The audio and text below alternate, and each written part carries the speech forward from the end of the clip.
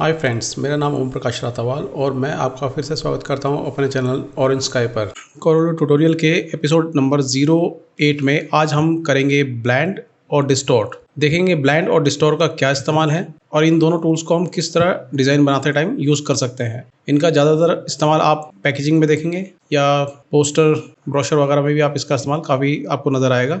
तो शुरू करते हैं एपिसोड 08।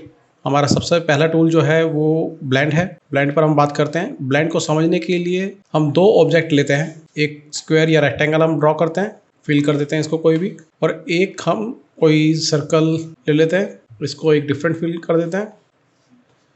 दोनों ऑब्जेक्ट को हम थोड़ा जूम करके देखते हैं। ब्लेंड कमांड का काम क्या है कि दो ऑब्जेक्ट को वो एक दूसरे में ब्लेंड करता है, यानी कि उनके बीच के कुछ स्टेप क्रिएट करता है। जैसे मान लीजिए ये एक ऑब्जेक्ट है मेरे पास और दूसरा ऑब्जेक्ट ये है, मैं दोनों को सिलेक्ट करता हूँ और ब्लेंड को हम क्लिक करते हैं। एरो को एक बार क्लिक करके देख लेते हैं ब्लेंड का कौन सा है। ब्लेंड टूल जैसे ही मैं सिलेक्ट करता हूँ, पैनल पर आपको ऊपर कुछ सेटिंग नजर आएंगी। पहला वही प्रीसेट का होता है। प्रीसेट आपके जैसे ही इसमें बने हुए वैसे आप इसमें अप्लाई कर सकते हैं। जैसे हम कोई भी प्रीसेट एक अप्लाई कर लेते हैं तो ये देखेंगे आप इस तरह से ये इसने बीच की जो स्टेप हैं, दो ऑब्जेक्ट के बीच के स्टेप क्रिएट कर दिए हैं। बाकी बात आती है इसमें कि हम इसको मेंटेन कैसे कर सकते हैं। आप इसमें देखेंगे इसमें 3 पॉइंट आपको नजर आएंगे। पहला ये स्टार्टिंग पॉइंट है इसका, दूसरा ये सेंटर पॉइंट है और तीसरा ये एंड पॉइंट है। इनको हम मूव करेंगे तो ये ऑब्जेक्ट जो है इसी के हिसाब से मूव होंगे। ब्लेंड टूल में जो तीसरा ऑब्जेक्ट है उसको जब हम इसको मूव करते हैं तो ये कलर को इस तरह और ऑब्जेक्ट को भी इस तरह मूव करेगा। जिस साइड जितना रखेंगे हम उस साइड उतना ही ये मूव करेगा। इसको और डिटेल से समझने के लिए हम ऊपर पैनल पर चलते हैं। यहाँ आपके ये स्टेप दिखा रहा है कि कितने स्टेप हमें चाहिए। हम स्टेप इसके बढ़ा देते हैं, हम इसको 15 स्टेप कर देते हैं। 15 स्टेप कर दिए, उसके बाद में इसकी आउटलाइन को हम फिलहाल नन कर देते हैं। आउटलाइन नन करने के बाद दूसरा इसमें हम देखेंगे जो नेक्स्ट है वो एक इसमें डिस्टेंस का दिखा रहा है कि कितना इसमें डिस्टेंस होना चाहिए। इसको ये डिस्टेंस के लिए कि आप कितने डिस्टेंस पर ऑब्जेक्ट इसमें क्रिएट करना चाहते हैं, तो उतने डिस्टेंस पर आपके ऑब्जेक्ट क्रिएट हो जाएंगे। ये आप यहाँ पर भी फिल कर सकते हैं वैल्यू को। फिलहाल ये शो नहीं हो रहा है तो हम इसको छोड़ते हैं। इसके बाद दूसरा आता है रोटेशन के लिए। रोटेशन जब आप इसको देते हैं 45 डिग्री मैंने इसको रोटेट कर दिया है। रोटेट करने के बाद देखेंगे कि ऑब्जेक्ट जो है वो रोटेट हो चुके हैं। इस ऑब्जेक्ट का पॉइंट देखें, ये यहाँ पर है और ये इस साइड में पहुंच चुका है, तो इसके ऑब्जेक्ट को ये मूव कर देता है। उसके बाद जो दूसरा है ये उस एंगल के थ्रू लूप सेटिंग पर इसको मूव करेगा। लूप सेटिंग को आप ऑफ कर देंगे तो वापस ये सीधे ही रहेगा।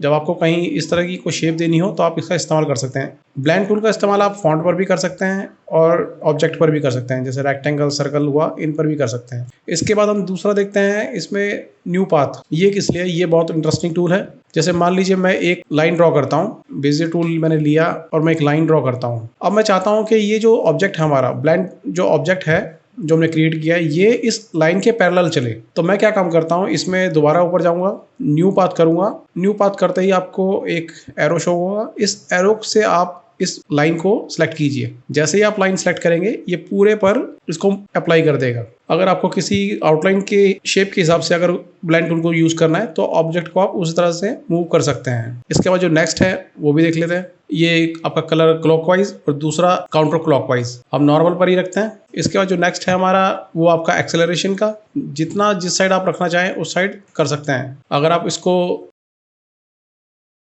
अब ये दोनों वैल्यू एक साथ मूव हो रही हैं, अगर आप इसको ऑफ करना चाहते हैं तो ऑफ कर सकते हैं यहाँ से हम। उसके बाद में हम सिर्फ ऑब्जेक्ट को करना चाहते हैं, कलर से नहीं कुछ छेड़छाड़ करना चाहते हैं, कलर सेटिंग चेंज करना चाहते हैं तो उसको अलग तरीके से भी हम कर सकते हैं। फिलहाल इसको हम ऑन कर देते हैं तो ये एक ही तरह से काम करेगा। इसके बाद हमने ऊपर से सिलेक्ट करके इसको अप्लाई किया था। दूसरा हम दो ऑब्जेक्ट को सिलेक्ट करके इसको कर्सर माउस से इस तरह ड्रैग करके भी इस सेटिंग को अप्लाई कर सकते हैं। इस सेटिंग को अप्लाई करने के बाद जो नेक्स्ट है हमारा, इसमें हम देखेंगे आपका मैप नोट्स। मैप नोट्स क्या काम करता है, जैसे ही मैंने इसको क्लिक किया आपके ऑब्जेक्ट पे ये 4 पॉइंट दिखाएगा। आप किसी भी एक पॉइंट को सिलेक्ट कीजिए। जैसे मान लीजिए मैंने इसका टॉप पॉइंट जो है वो सिलेक्ट किया, उसके बाद में जो स्टार्टिंग पॉइंट है उसके चारों पॉइंट शो करेगा। अब हम इसको वही बताएंगे कि इसकी जो पॉइंट हमने सिलेक्ट किया है दूसरा ऑब्जेक्ट का, वो पहले ऑब्जेक्ट के किस पॉइंट से अलाइन करें। ये देखिए, आप देखेंगे ये इस तरह इसको इसने इस पॉइंट से अप्लाई कर दिया है। दूसरा इसमें जो है आपका स्प्लिट को जब आप अप्लाई करते हैं तो आपको दोबारा एक एरो मिलती है।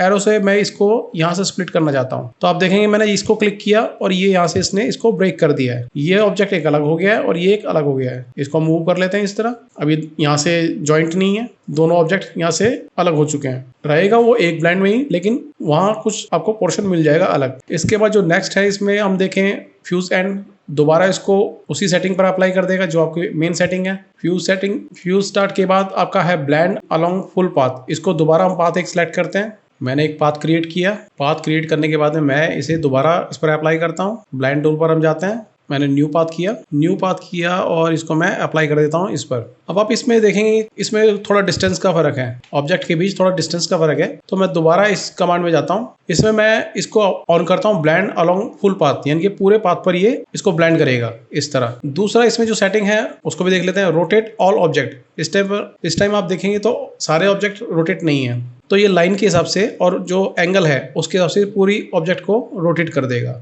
इसके बाद हमारा आता है ब्लेंड में ही जो अगला है आपका न्यू स्टार्ट और न्यू एंड। इसको समझने के लिए हम एक बार दोबारा इस पर अप्लाई करते हैं ब्लेंड टूल को। ये अप्लाई करने के बाद हम इसी को एक बार और कॉपी कर लेते हैं कि हम इसको किस तरह समझना चाहते हैं। इसका कलर हम चेंज कर देते हैं। फिलहाल कलर इसमें हम ग्रीन और इसको हम सियान कलर कर देते हैं। अब मैंने ये ऑब्जेक्ट सेलेक्ट किया, ऊपर मैं जाता हूँ न्यू स्टार्ट पे और मैं इसे कहता हूँ कि जो इसका स्टार्टिंग पॉइंट है वो चेंज कर दे। तो देखेंगे आप दूसरे ऑब्जेक्ट के स्टार्टिंग पॉइंट से इसने इसको चेंज कर दिया है। इसी तरह हम इसको एक बार अंडू कर लेते हैं, कमांड Z या कंट्रोल Z दबाकर मैं दोबारा सेलेक्ट करता हूँ इसको। इसके बाद न्यू एंड को समझने के लिए उसको भी मैं दोबारा वही तरीका अप्लाई करेंगे।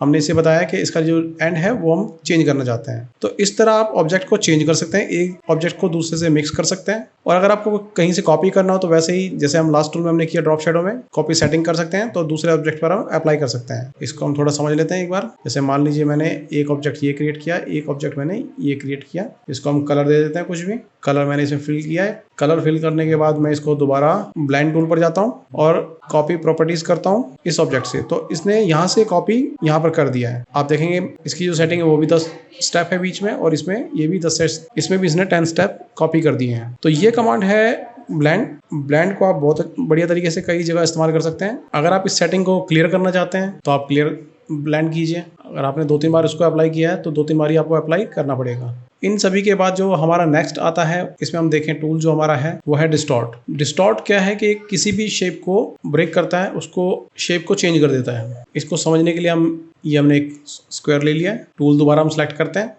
प्रीसेट आपको वैसे ही दिए हुए हैं, आप प्रीसेट के हिसाब से करना चाहें तो प्रीसेट के हिसाब से कर सकते हैं। इस तरह जैसा आप करना चाहें वैसा कर सकते हैं। इसके बाद हम इसमें देखते हैं अगर हम अपने हिसाब से इसको यूज़ करना चाहें तो वो किस तरह कर सकते हैं। हम डिस्टॉर्ट टूल हम सेलेक्ट करते हैं। इसमें वैसे ही 3 टाइप दिए हुए हैं। पहला जो है इसमें आपका पुशिंग इन और पुलिंग आउट, इसको समझते हैं पहले। इसमें ऊपर सेटिंग भी आपकी दी हुई है, आप कितने स्टेप अप्लाई करना चाहते हैं। ये डायरेक्ट जब हम यहाँ से इसको मूव करते हैं, इस टूल को हम अप्लाई करते हैं, तो ये सेटिंग आप यहाँ से भी अप्लाई कर सकते हैं। ये देखिए इस तरह जब आप माउस को आप बाहर की तरफ ड्रैग करेंगे तो ये शेप इस तरह से ड्रॉ होगी। और मान लीजिए मैं इसको इन साइड में ले जाता हूँ, अगर मैं इसको लेफ्ट साइड इसको मूव करूँगा इस तरह तो इसकी शेप इस तरह चेंज होगी। तो डिज़ाइन के अकॉर्डिंग आप इसको यूज़ कर सकते हैं। लेफ़्ट और राइट इसका इस्तेमाल है।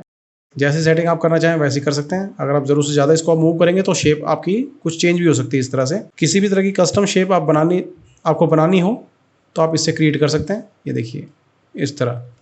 दोबारा हम अंडू करते हैं इसको। सेटिंग इसकी आपको वही है। इसमें कॉपी करना चाहते हैं, क्लियर डिस्टॉर्शन जाते हैं तो दोबारा हम इसको क्लियर कर देते हैं। जो इसमें नेक्स्ट टूल है वो है आपका सॉ टूथ इफेक्ट, इसको भी चेक कर लेते हैं। इसको जब हम मूव करते हैं इसमें 2 तरह से, एक तो स्टेप और एक डिस्टेंस।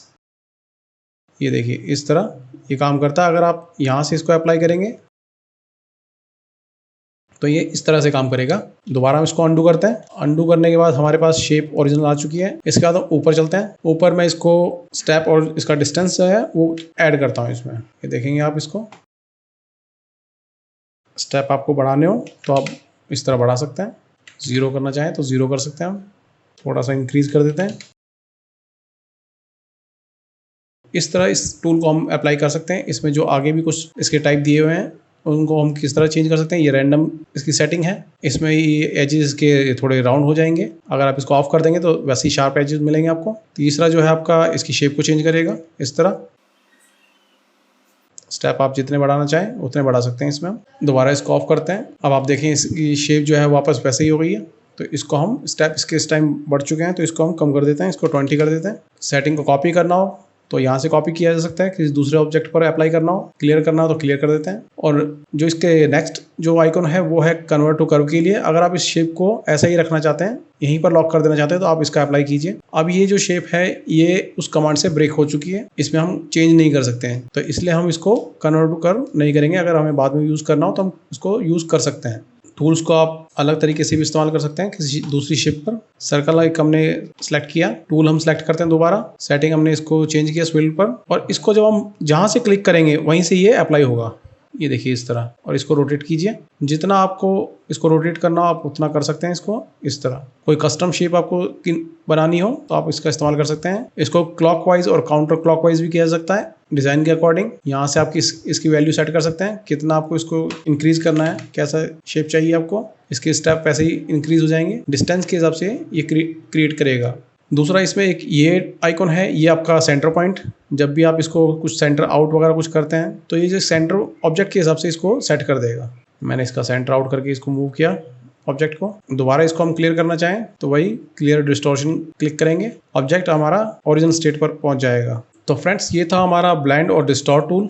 एपिसोड 08 में ये 2 टूल हमने किए हैं, इनकी प्रैक्टिस कीजिए। अगर आपको कुछ डिफ़िकल्टीज आती हैं तो आप कमेंट्स में मुझे लिखिए। वीडियो आपको कैसा लगा ये बताना ना भूलें, कमेंट्स करें, वीडियो को शेयर करें, लाइक करें, चैनल को सब्सक्राइब करें और बेल आइकन को प्रेस करना ना भूलें। तो मिलते हैं इसके बाद आपसे एपिसोड 09 में।